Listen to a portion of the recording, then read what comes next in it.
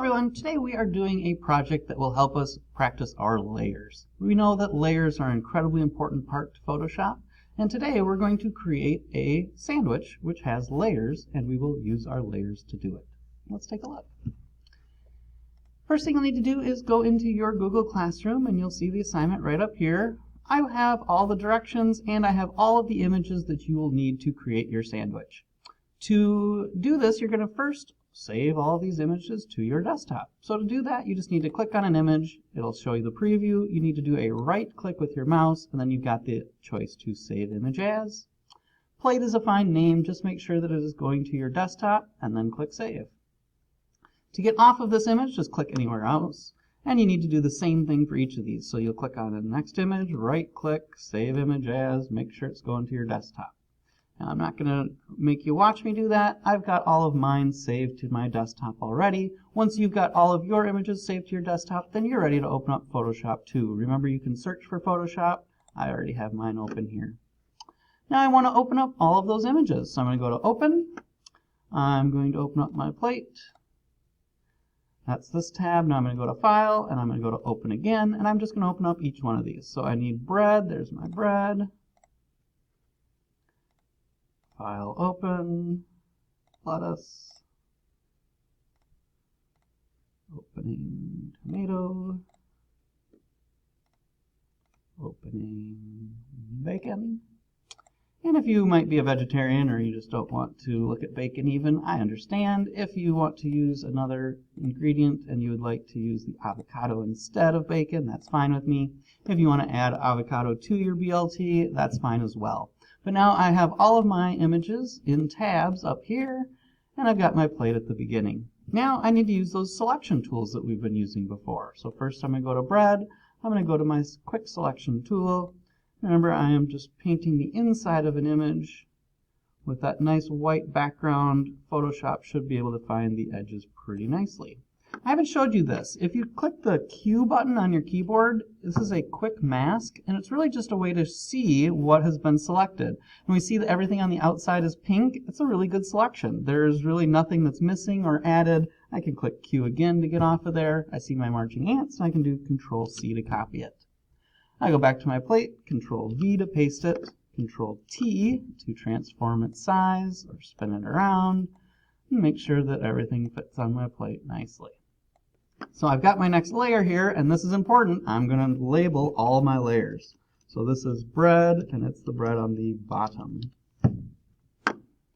Now I'm ready for my next selection. Again, I'm selecting. Open that. Photoshop does a nice job with my selection. And I can check with that control. Oh, yeah, I missed that big part right here. And now I can see that with my quick mask. So I click Q to get off again, and I can add. I'm going to add again. So I'm going to add this in here. Almost got it. Now I can check again. There's a good selection. Control C to copy it. Control V. Control T.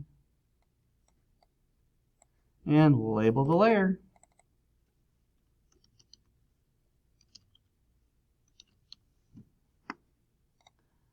Next item, quick select, Control, I should check it. My Q looks good. Control C, Control V. I don't even think I need to change those sizes. I'm just gonna move it just a little bit. There we go. I'm going kind of quick. I'm going to keep going with my selections. Here's my bacon. It might have a little bit more trouble with this selection. Let's see. So I do Q to check it.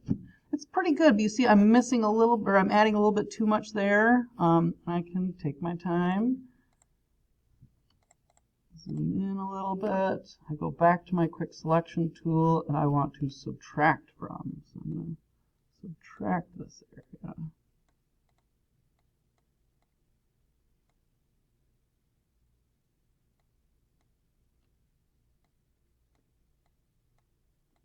And it is having trouble with this.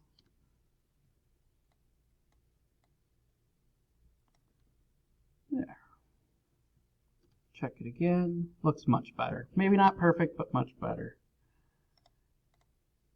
Remember, you have the time. Take your time. I'm trying to go quick on my demonstration.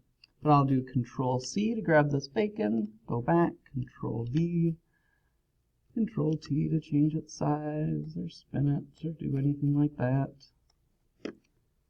And I need to catch up with my layers. This is tomato and then bacon. All right, I am going to stop here with my additions, but you could certainly add in your avocado. At this point, I want to add some mustard. This is something that we haven't done before, okay? So to do that, I'm going to use my paintbrush tool, but I want to do it in a new layer. So I'm going to click here to add a new layer on the plus, and I want to label that right now. This is going to be mustard. Now to do my mustard, I want to actually draw it in using my paintbrush tool. So if I go to my paintbrush tool here, you may see it where it's like on black and white like this. All you need to do is click in one of those frames, and then you can choose. I'm going to get a mustard color like that, and click OK. Now I can see that that's what I'm going to paint with. I can draw and paint my mustard or mayo or some other condiment on my sandwich. But you'll see that looks kind of flat. It doesn't really look realistic.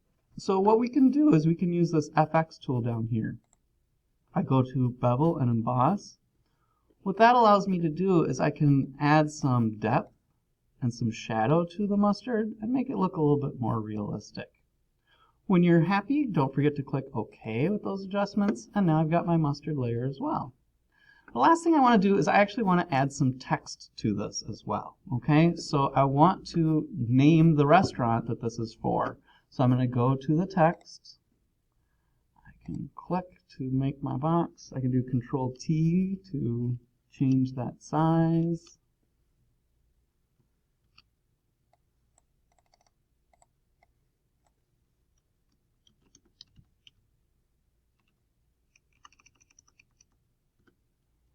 Sammy's Sandwich Shop. Now I'm on that layer. I can do Control-T to change and move it around. There we go. Make it a little bigger. But that looks kind of flat as well. So again, I'm going to start practicing changing my text. I can come down here to Effects as well.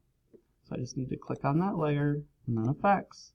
And I can go to the Bevel and Emboss, and I can add like a drop shadow, I can add an inner bevel, I can change the size of those things. Play around with what you can do with text. Honestly, what you can create with text is what really can make an advertisement stand out.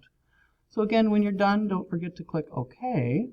And the last thing that you can do with this is you can turn off and on each one of these items to go through your sandwich, because each of your labels should be there, and as you turn them on or off, you can build your sandwich right before your very eyes.